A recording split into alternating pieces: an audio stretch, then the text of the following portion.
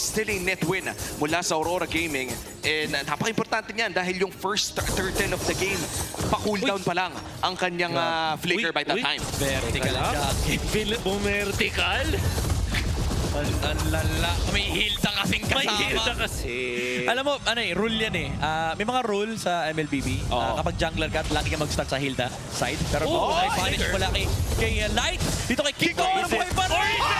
What the traceless na heal pa ng Surge of Life. Pero dito naman yung ibang members ng Aurora. Nag-flicker lang, takbuhan na, wala na yung mga greens. Mag-escape po ang Onyx. Wow! The micro coming in from Onyx Philippines. Unang-unang, I'd like to commend yung naging magandang call ni Light doon. Alam niya na wala ng traceless, maagang flicker Jeet Kundo.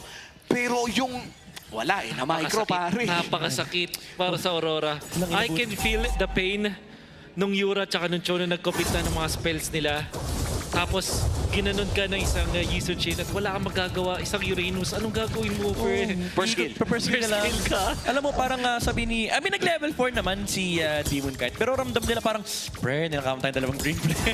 Medyo maalat. Kung baga may aftertaste yung team fight na yun. Sour taste. Pagka nunok mo, medyo masama sa panlasa. Pero Aurora ngayon, nakakalabang ata sa turtle take. Ayun po, asok si Brusco. May batang likuran. Napakita ultimate mula kay Yue. Nakuha pa rin ba ni Demon kahit yung pagong late sa aksyon. Si King Kong dalawa ang makakuha ng Aurora. Climbing back into this game. Sila may hawak ng gold lead. At yun naman ang maganda, no? Yung power spike pa rin naman ng Aurora ay nandyan. Light going in for the poke against Super Friends. And this is the beauty of having a Lancelot. In fact, sobrang warm up na nga itong Lancelot na to ni Demon kahit last game Lancelot din gamit niya. Oo. Tsaka mukhang praktisado yung combo nung Cho tsaka nung Kimi. Yung knock up with the traction balls, walang takas. Yung Onyx. And we didn't even have the flicker no moment na yun. And that, what really made it perfect para sa Aurora is after makatakas doon ni King Kong, hindi sila katulad natin na sobrang nalungkot dun sa pangyayari. At ang instant nung reaction from Demon Kite. Nag-level 4 naman ako, kaya kong kumontest nung turtle. In fact, dahil low si King Kong, parang hindi na nga natin kailangan talaga pumalag doon sa turtle fight dahil hindi makakalaban yan. Yung rush. Ganda nung rush mula sa Aurora. And Aurora Gaming, no, yung awareness nila sa mga ganitong classic play gives them the lead. 1.3k already. A very interesting item pickup here from Edward. Ang pinakaunang item niya dito ay Oracle. Kumbaga kanina ang napapansin natin no, kay Lansu sa ating second series ay kadalasan dominant size or tanky, quote-unquote tanky items ang ating mga nakikita. Pero looking at our Infinix in-game equipment, Oracle first item, tapos naka-chinelas lang. Alam din niya kasi na parang hindi naman talaga fight ready sa first turtle, ang side ng Onyx, and might be in the second turtle, which is interesting kasi kapag naka-funneled core ka, katulad ng Yisun Shin, tapos fighter ka dun sa may gold lane, gusto mo makuha yung mga first turtle. Nahuli nila si Light dito with a title strike mula kay Brusco and the Tsunami Slam to pick off the show. At paano may hawak na momentum ang Onyx Philippines dito sa may middle lane? Pero tulad nga sinabi ni Wolf, parang hindi pa naman kasi fight ready ang Aurora. At ang best part doon ay walang kinailangan di ba itong battle spell. Ang side ng Onyx Philippines, Aurora Gaming pa rin naman ang may hawak ng lead. In fact, kontrolado din ni Edward ang kanyang wave doon sa may bandang top lane. Kaya naman sa turtle pit na ito, may uuna pa rin ang Aurora Gaming. Potentially, sa kanila din mapupunta and sinusustain lang ni Kelra itong lane na ito. Yeah. Pero parang may timers. May timers dito yung Onyx. Kasi lalo pag late game na, pag lumabas na yung anti-craft na kay Edward, parang may damage problem din yung Onyx. Pero yan, Demon Kite, hawak na yung pagong dito, Kirk. Binabaril-baril niya Yue. And makukuha ni Demon Kite yung pagong. Pero lumalaban pa ang Onyx. Flicker mula dito kay Brusco. Naabot niya si Demon Kite. Hindi nakapag-puncture out. SOD mula kay Demon Kite. Papasok ba? Nandito rin Moscow sa may manahan. Double kill para kay Edward. Tumumba pa si Super Prince. Apat na nawala sa Onyx. ROI na ROI doon sa SOD mula kay Domeng Kite. Ang dami nila nakuha kill. Nakapag-plato pa, may turtle pa. Parang kompletos recados pala yung nangyari doon sa Aurora. It's a perfect scenario para sa Aurora. Nakuha nila yung turtle. Although, they had to give up itong si Demon Kite. Maganda nga naman talaga yung trade-off na nakuha nila. On top of that, nakakuha pa sila na push dun sa may top lane. And itong sinasabi natin doon sa show na parang walang masisipa. Well, ang kailangan niya gawin is, dahil puro melee ang side ng Onyx, all he has to do is to pop yung kanyang Jeet Kundo at may flicker na kasama, mala AOE stun na rin yung ginawa niya. Parang implosion na rin. Brusco! May beautify si Dominic dito, hindi siya mahuhuli. Knock up mula kay Light. Yun lang talaga yung hanap niya. lumipad lang si Brusco, si Kelra, and mapapatay nila yung CC and Aurora again with 4K gold lead in this game. Medyo nahihirapan na si Kendra. 0-2-2 in this game. The Vengeance is still under cooldown. Noong nangyari yung laban na yun at tuloy-tuloy lang ang pag-push ng Aurora Gaming.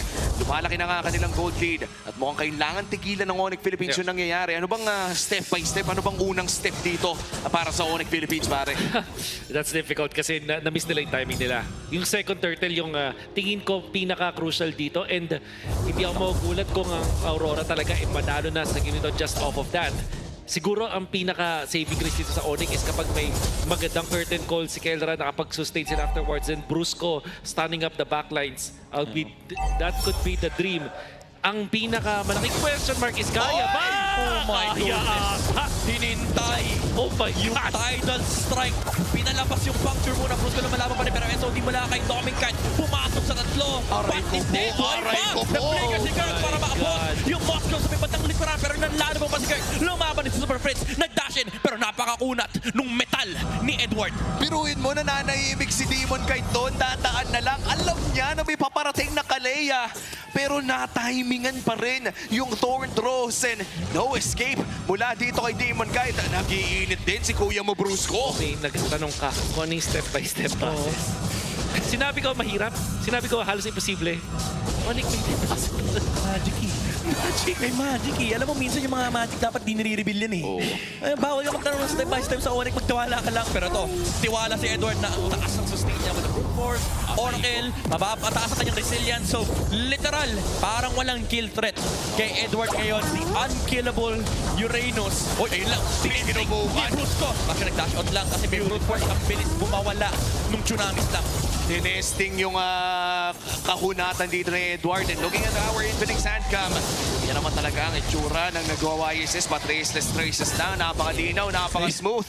And, well, napakasakit at napakakunat din ni Edward. Kaya naman kontrolado pa rin ng Aurora ang larong ito. Makakakuha ng Torre doon sa may bandang itaas. And huwag natin kakalimutan yung tatlong pagong ay napunta din sa kamay ng Aurora Gaming. At mukhang babakuran na rin nila yung purple buff ng Onyx Philippines. Sana magkaroon din ng handcam yung mga Uranus players, no? Oo.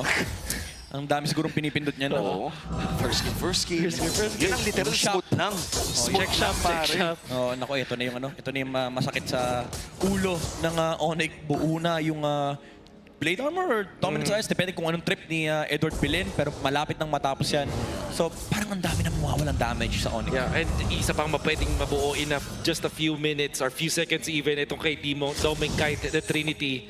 There's no hero from Onyx na kayang humarap sa Moscow later on. King Kong with the BOD rush. Oo, well, to be fair, kaya din namang sumabay ni Kelra against Dominguez basta may vengeance. But that is, what, 2.5 seconds? Yun lamang yung window na kayang sumabay ng CC against a Moscow na may Trinity build. Kaya naman kung sinisilip natin ang ating damage dealt, hindi ako makapaniwala na kahit yung mga Uranus games natin so far, napanood natin today, laging second in most damage dealt in number 1 in total damage taken ng mga Uranus. Hindi ko alam kung kaninong idea yung lagyan ng damage increase, yung Ionic Edge, depende sa kanyang passive. Oo, wait lang Super Prince. Prince, oh, stunnable, naka-dodge, flicker, grabe yung mga micro-mechanics. Ayun pero nandun yung traction pulse. Abot, sinubukan pa mga outlay with the ultimate pero hindi umabot yung kanyang payong. And Edward again leading the charge here. Aurora securing a huge lead, 5.6k yung hawak nila and diretso sila sa Lord. Ang layo na pare, nanggaling na QC papuntang Cavite, pero nahuli pa rin. Ang pinakamasakit doon para sa Onyx, bukod doon sa Lord na matapos na, nag-commit ng flicker si Super Fritz doon for 2 more minutes. Nawala yung surprise factor ng Kagura na may big burst. And Rora will just collect the Lord. Yeah. Ang bilis. Hindi katulad ng previous game na matagal sila mag-siege. This time, meron silang 2 marksman to take down turrets. Titipin na lang, sabi ni King Kong, ang kunat mo parts. Ang sabi ni Edward, bakal ako. Bakal ako. Wala naman na kasi talagang magagawa pa. Tapos yan na, yung pinaka full combo ng Uranus. First skill, second skill. Tapos saktong banat lang. And look at the space na nakikreate ni Edward on this Uranus. At makakatore na nga sa may bandang gitna. May Lord pa nga doon sa taas. At mukhang ide-diretso na agad ng Aurora Gaming. Papaputukin muna nila. Pero pipigilan ni Kenra. Ang tanong, ay hindi na nga makakaabot pa. Yeah. May Iron defense kaso ang problema ng On, di sila makalabas, nakabantay si Iron Man. Wala yun, tingnan mo parang ano yan eh, parang mas patindi para sa Grok kanina yun eh. Bakal talaga yan, mamin. Wala na holy defense sa mid. May Lord pa na naglalakad doon sa top lane. Demon Kite also setting up the tri-waves ng Aurora. Wala na rin yung holy defense sa itaas. Tsaka parang Yi Sun-shin lang talaga yung late game na inaabangan natin. Si Kirk, half HP na agad. Si Kendra ngayon ay masusustain with a curtain call as well. Babagsak na ang inhibitor turret. Super Frizz, no flicker is available. Wala, yun ang bastong Lord sa SOD. Di tatama. Pero si Lord Men tsaka si Edward, yun lang kalaban ng Onyx actually. Grabe si Edward Men, tinetesting niya yung damage siya, tinetesting niya yung kunat na. May Sabi Fury niya, pa. napakakunat ko pala. Pero ito, tinetesting niya ng Purify. Wala yung title strike. So go time para sa Aurora. Light to! Oh, no! Nang pasok with the flicker. Pero nandito pa rin naman si Doming at si Demon Kite. Sa may bandang likuran, Doming Kite with the tower lock and Aurora equalizes the series and we go